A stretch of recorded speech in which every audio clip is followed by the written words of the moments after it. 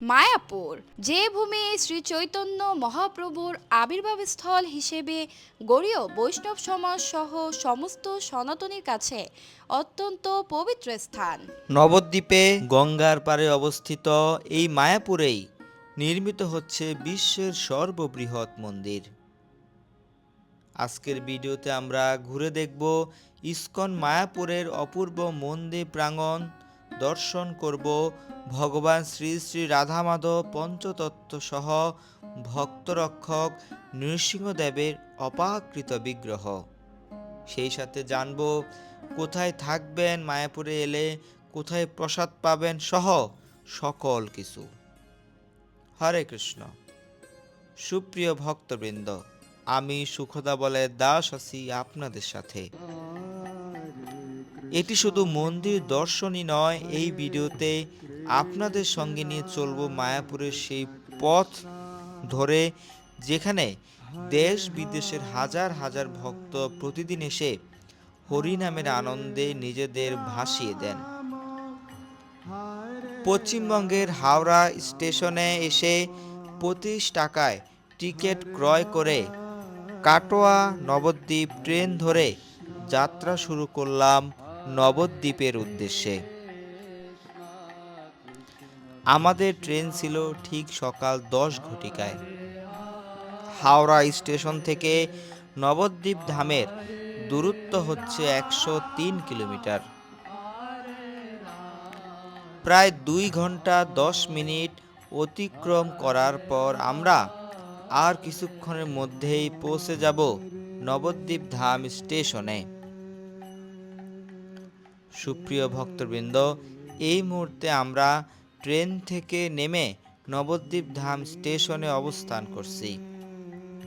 এরপর ওভারব্রিজ দিয়ে পার হয়ে আমরা রাস্তায় আসব। এসে সেখানে অনেক টোটো রয়েছে, টোটো ধরে আমরা চলে যাব নবদ্বীপ ধামের যে ফেরিঘাট রয়েছে সেখানে। স্টেশন থেকে ফেরিঘাট পর্যন্ত অটোতে ভাড়া পড়বে 20 রুপি। চলে এলাম আমরা ফেরিঘাটে। এখান থেকে আমরা এখন নৌকায় করে মায়াপুর মন্দিরের উদ্দেশ্যে যাত্রা করব। আপনারা চাইলে লঞ্চেও যেতে পারেন মায়াপুরে, তবে নৌকায় করে ভাড়া পড়বে 5 রুপি এবং লঞ্চে করে যদি যান তাহলে ভাড়া পড়বে 10 রুপি। একটু খোলা আকাশের দৃশ্য উপভোগ করার জন্য আমরা নৌকাকেই বেছে নিলাম আমাদের যাত্রার জন্য। নৌকা থেকে নামার পর আমরা পুনরায় টোটোতে করে 10 রুপিতে চলে আসলাম মায়াপুর ইস্কনের খুব নিকটেই।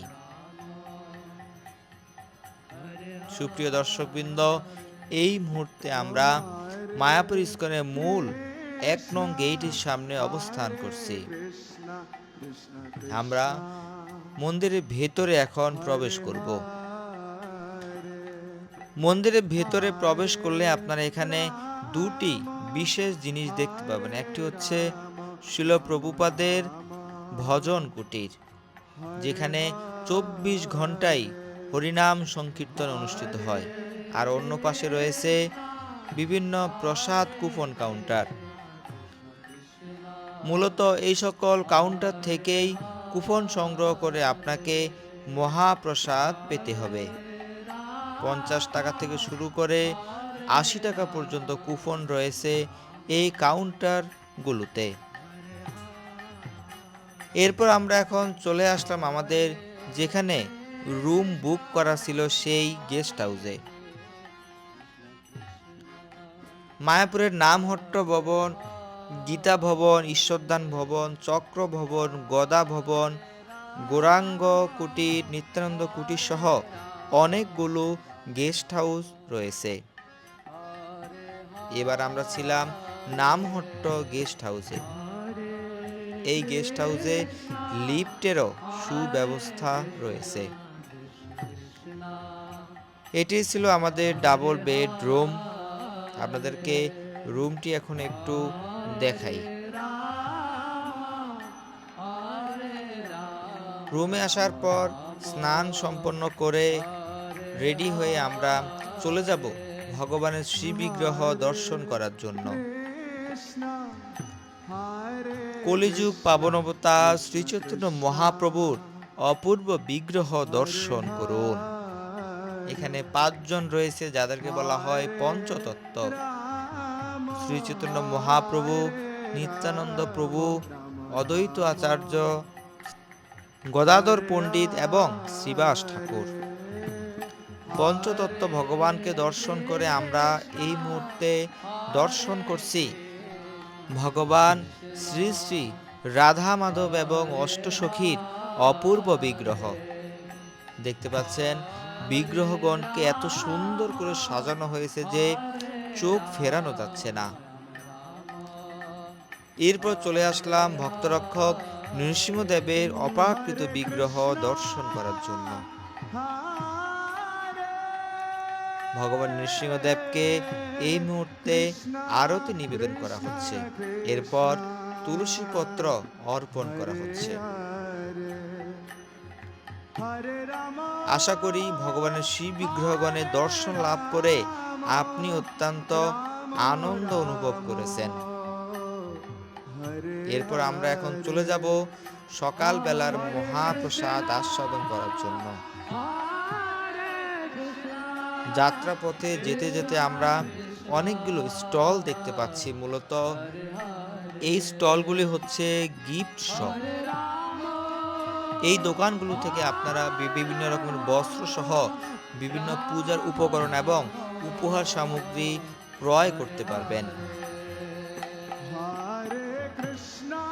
সকালবেলায় নামহট্ট ভবন এবং সুলভে মহাপ্রসাদ আস্বাদন করা যায়। আমরা সুলভের কুপন সংগ্রহ করলাম 50 রুপি দিয়ে। এরপর এই মুহূর্তে সুলভ প্রসাদম হলের সামনে অবস্থান করছি।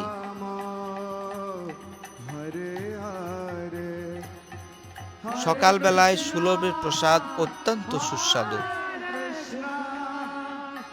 মহাপ্রসাদ আস্বাদন শেষে আমরা এখন আজকের দিনের অন্যতম দর্শনের অংশ হিসেবে শিল প্রভুপাদের পুষ্প সমাধি মন্দির দর্শন করব। মায়াপুরে যতগুলো দর্শনীয় স্থান রয়েছে এর মধ্যে অন্যতম হচ্ছে শিল প্রভুপাদের পুষ্প সমাধি মন্দির।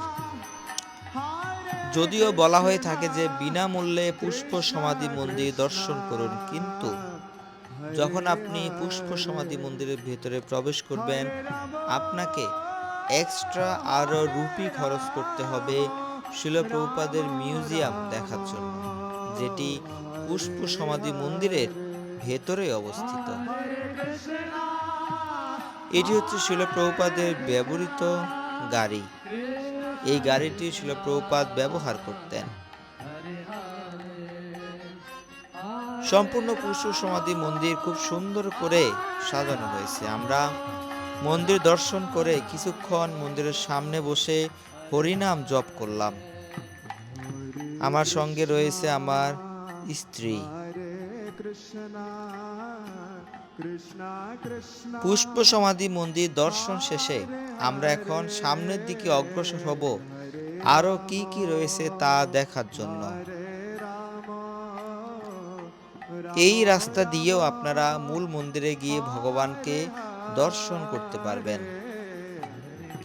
কিছু দূর আসার পর এখানে মুভি থিয়েটার দেখতে পেলাম। খবর নিয়ে জানতে পারলাম এখানে 3D সিনেমা আকারে ভগবানের বিভিন্ন মাহাত্ম্যকে প্রদর্শনীর জন্য ব্যবস্থা রাখা হয়েছে। এরপর আমরা এখন 4 রাস্তার ঠিক মাঝে অবস্থান করছি। এখান থেকে আপনারা গীতা ভবনের দিকে যেতে পারবেন, এরপর মূল মন্দিরে যেতে পারবেন, গোশালার দিকে যেতে পারবেন, আবার গৌরাঙ্গ কুটির রয়েছে পাশে, সে গৌরাঙ্গ কুটিরেও গেস্ট হাউসের মধ্যে থাকতে পারবেন। তো আমরা সোজা চলে যাব, সোজা রাস্তাটি চলে গেছে গোশালার দিকে। মায়াপুরের ক্যাম্পাসে আপনার অনেকগুলো ফুড স্টল দেখতে পাবেন, এর মধ্যে বিভিন্ন ফলের জুসের বিভিন্ন শপ দেখতে পাবেন। এখন দেখতে পাচ্ছেন অন্নদান কমপ্লেক্স। এই অন্নদান কমপ্লেক্সে 4 বেলা মহাপ্রসাদ ফ্রিতে বিতরণ করা হয়, সকাল, দুপুর এবং সন্ধ্যায়। সকালবেলা 2 বার, দুপুরবেলা এবং সন্ধ্যাবেলা। অন্নদান কমপ্লেক্সের সাথে রয়েছে অত্যন্ত স্নিগ্ধ একটি গেস্ট হাউস, যার নাম প্রভুপাদ ভিলেজ। প্রভুপাদ ভিলেজের পাশে রাস্তা ধরে আমরা এখন এগিয়ে চলেছি গোশালার দিকে। একটু সামনে আসার পরে দেখতে পেলাম নিত্যানন্দ কুটিরের সাইনবোর্ড। এই যে নিত্যানন্দ কুটির দেখতে পাচ্ছেন, এখানে 200 রুপিতে আপনারা ঘর পেয়ে যাবেন থাকার জন্য। এবং নিত্যানন্দ কুটিরের পাশে রয়েছে শ্রুতি ভবন। আমরা শ্রুতি ভবনের পাশ দিয়ে এখন চলে যাচ্ছি গোশালার দিকে।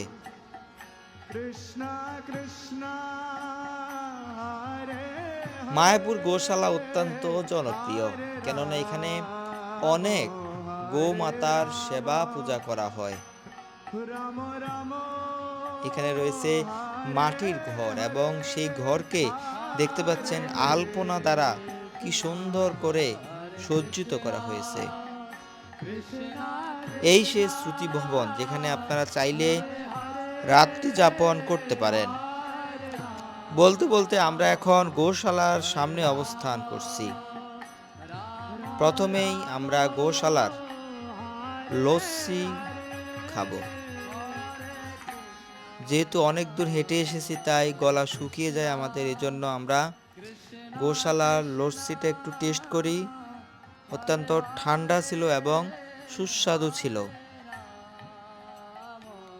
দুজনেই আমরা লস্যি খাওয়ার পর এখন গোশালার ভেতরে চলে যাব, ভেতরের দৃশ্য দেখার জন্য। 5 থেকে 8টি সিঁড়ি অতিক্রম করে আপনারা দোতলায় গোশালা দেখতে পাবেন। দেখতে পাচ্ছেন অনেক অনেক গাভী। গাভীতে থাকার জন্য এখানে ছোট ছোট ঘরের মতো করে অনেকগুলো স্থান রয়েছে। এই গোশালা দেখভাল করার জন্য অনেক অনেক কর্মী নিয়োজিত রয়েছে। সুপ্রিয় ভক্তবৃন্দ, আশা করছি এই ভিডিওটি আপনাদের সকলের ভালো লেগেছে। আপনারা কে কে মায়াপুর এসেছেন এর আগে জানাবেন, সেই সাথে এটাও জানাবেন ভিডিওটি আপনাদের কেমন লেগেছে এবং কে কোন জায়গা থেকে আজকের এই ভিডিওটি দেখছেন সেটিও জানাতে ভুলবেন না। শীঘ্রই নতুন একটি ভিডিওতে আপনাদের সাথে দেখা হবে। আমি সুখদা বলাই দাস এই মুহূর্তে আপনাদের কাছ থেকে বিদায় নিচ্ছি। সকলেই সুস্থ থাকুন, ভালো থাকুন।